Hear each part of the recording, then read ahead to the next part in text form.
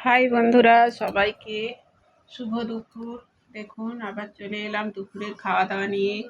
আজকে দুপুরে আমাদের হয়েছে গরম ভাত,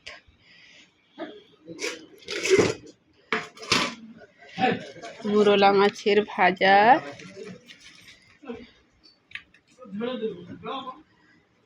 চুনো মাছের ঝাল,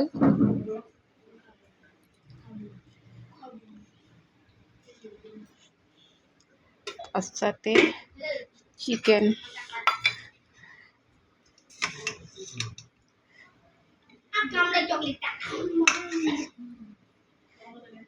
এর সাথে চিকেন।